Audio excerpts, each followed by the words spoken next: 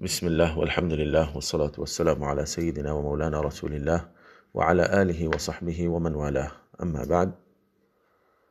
کیا ایسا شخص جو اپنے آپ کا حج نہیں کیا ہو دوسروں کی طرف سے حج کر سکتا ہے؟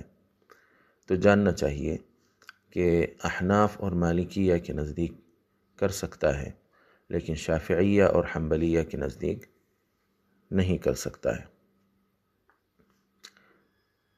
اور شافعیہ اور حنابلہ کی دلیل اس میں یہ ہے کہ ایک شخص حضور اکرم صلی اللہ علیہ وآلہ وسلم کے زمانے میں کہا لبیک عن شبرمہ، لبیک اللہم عن شبرمہ، یعنی تلبیہ جس طرح حج کے لیے تلبیہ کرتے ہیں، تو اس نے جو ہے اپنی نیت باندھی اور لبیک کہا شبرمہ کی طرف سے۔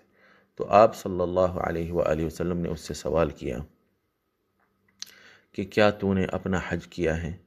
تو اس نے کہا کہ نہیں۔ تو آپ نے فرمایا حج عن نفسک ثم عن شبرمہ، کہ پہلے تو اپنا حج کر لے پھر اس کے بعد شبرمہ کی طرف سے کر۔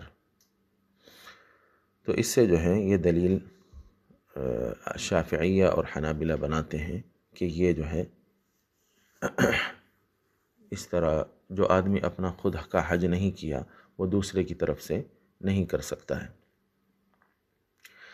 لیکن احناف اور مالکیہ اس کے متعلق یہ کہتے ہیں کہ یہ حدیث حضور اکرم صلی اللہ علیہ وآلہ وسلم سے ثابت نہیں ہے، یہ حضرت عبداللہ ابن عباس کا اپنا ذاتی اجتہاد ہے۔